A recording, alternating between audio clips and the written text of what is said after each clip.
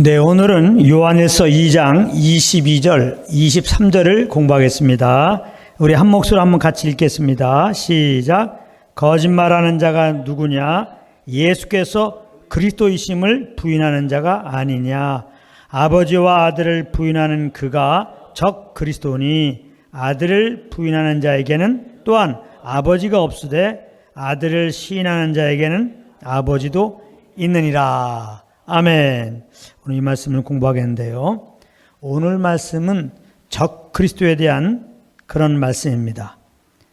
적 그리스도가 누구냐? 오늘 말씀에 따르면 거짓말하는 자라는 겁니다. 그런데 이 부분은 지난 2주 동안 공부했기 때문에 오늘은 거짓말하는 자에 대하여 공부하지 않고 참말하는 자가 누구냐? 여기에 대해서 공부하겠습니다. 소위 참 그리스도인은 누구인가에 대한 말씀이 되겠습니다. 거짓말하는 자들은 예수께서 그리스도이심을 부인하는 자들이라고 말씀했습니다. 그렇다면 참말하는 자는 예수께서 그리스도이심을 시인하는 자인 겁니다. 예수께서 그리스도이심을 시인한다고 하는 것은 곧 하나님의 아들이신 예수님이 말씀이 육신이 되어 이 땅에 오셔서 우리 죄를 위하여 십자가에서 피 흘려 죽으시고 죽으신 지 3일 만에 부활하신 구원자로 믿는 것을 말하는 것입니다.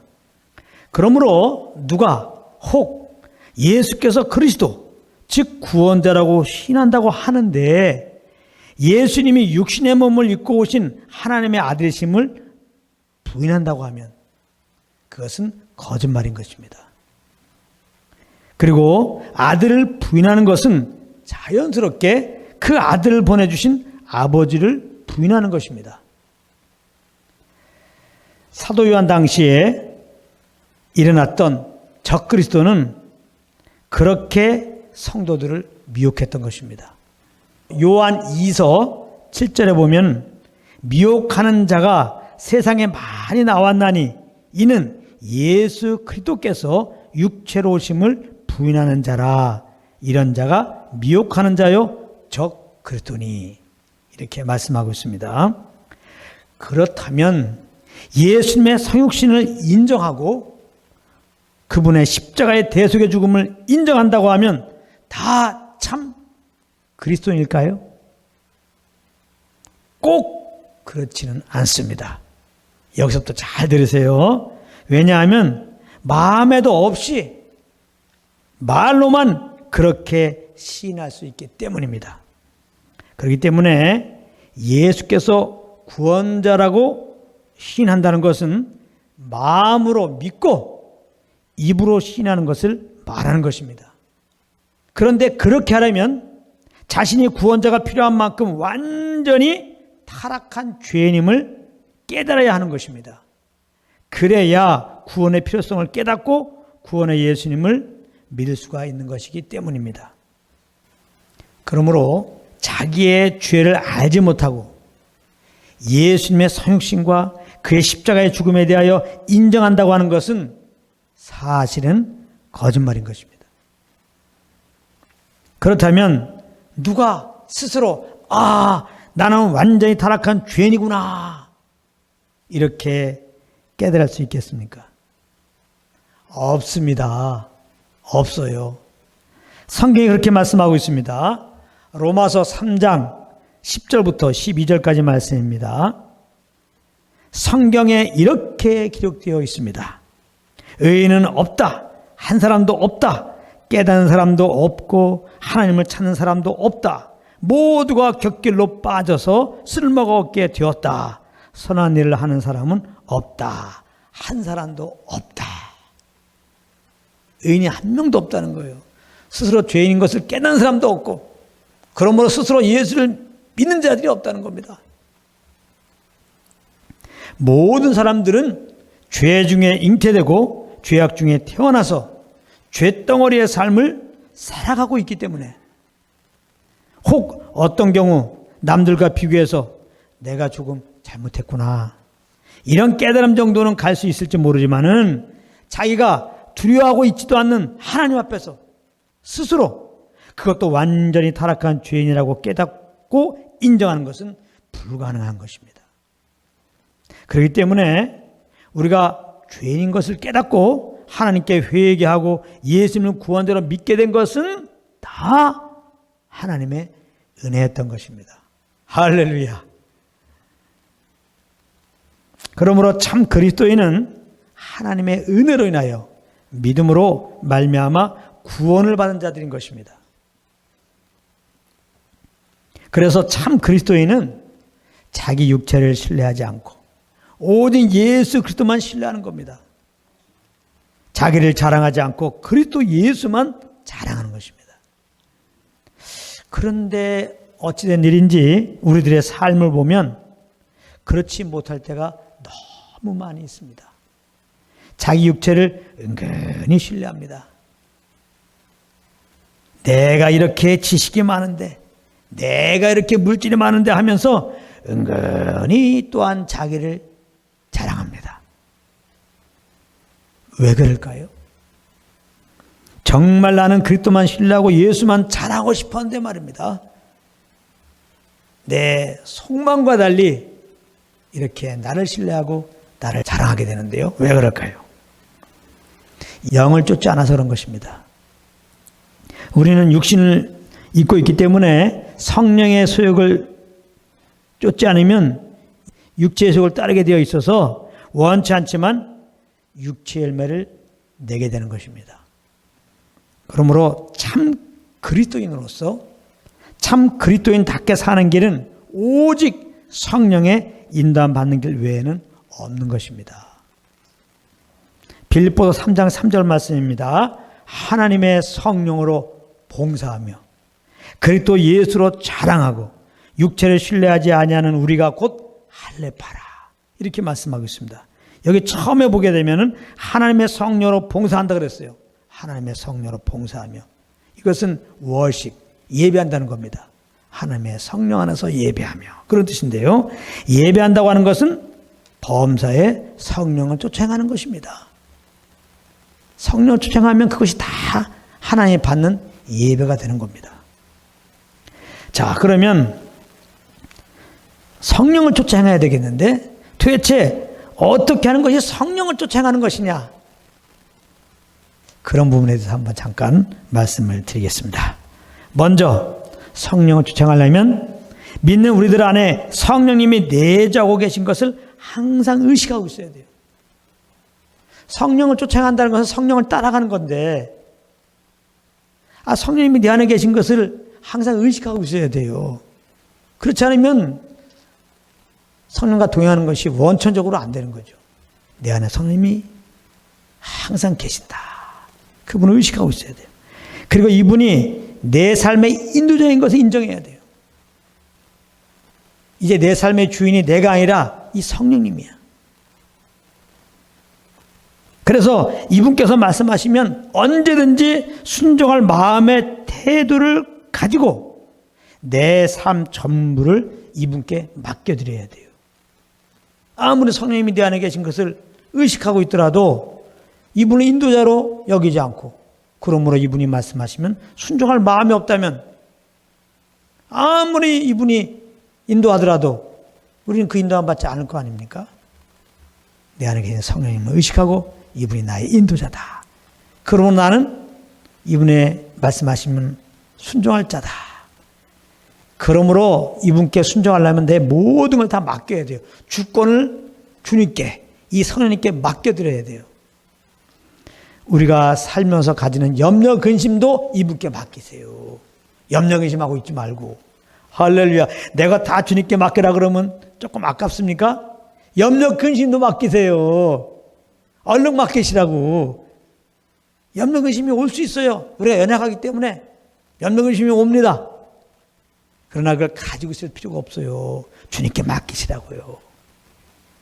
염려, 근심도 맡기고 내 삶의 모든 걸 주님께 맡기는 거 그냥 맡겨드리는 거예요.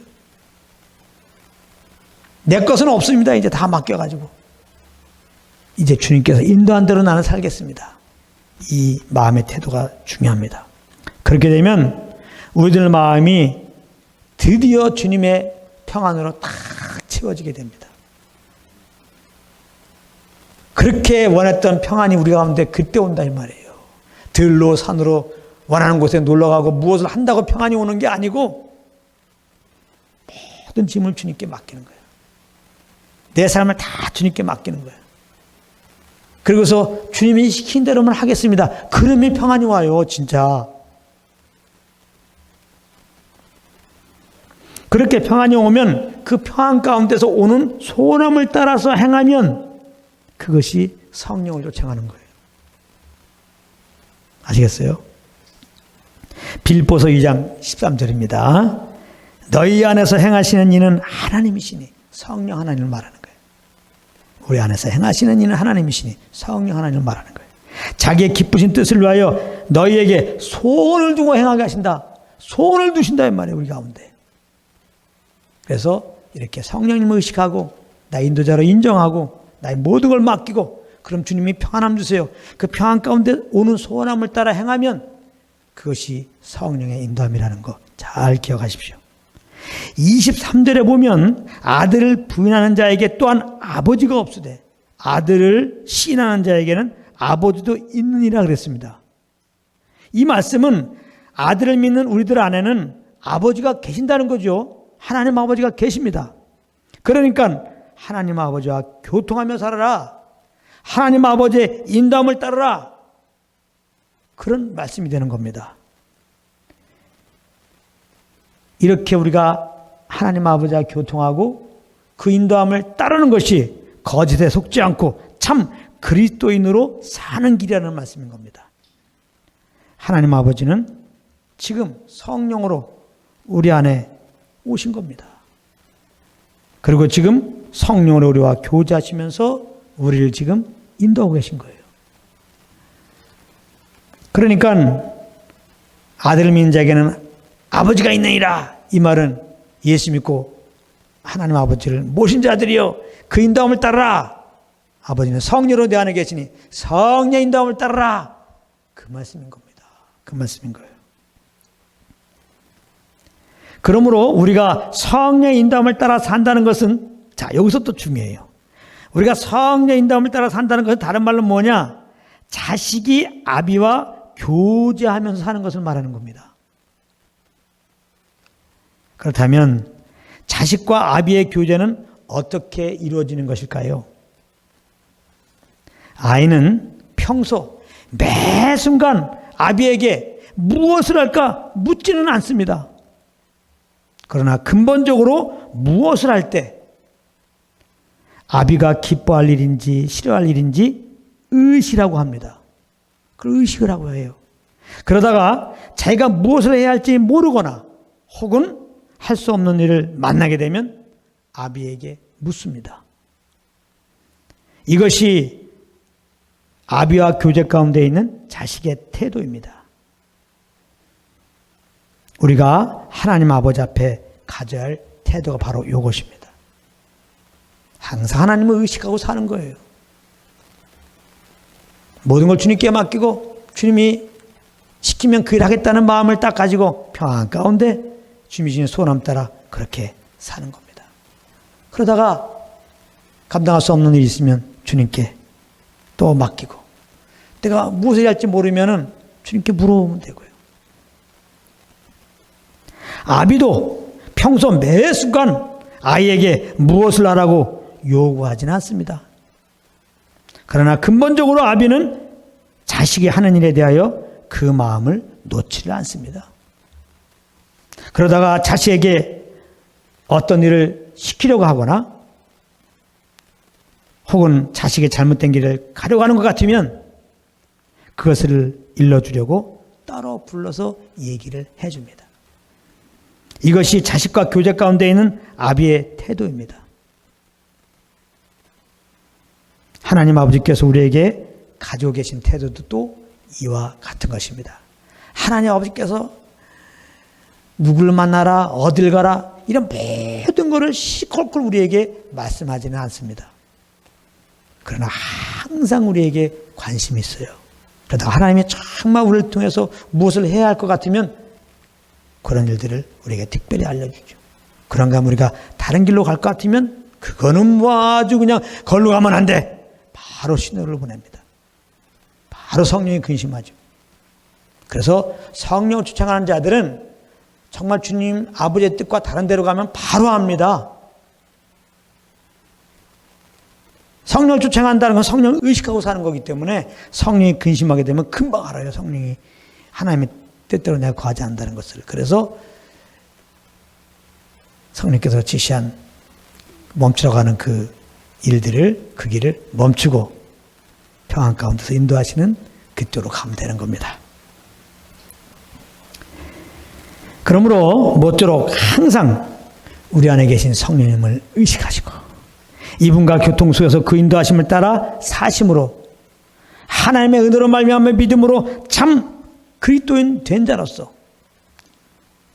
그리스도만 신뢰하고 그 이름만 자랑하는 참 그리스도인의 삶이 되시기를, 참 예배자의 삶이 되시기를 우리 주 예수 그리스도의 이름으로 축복합니다.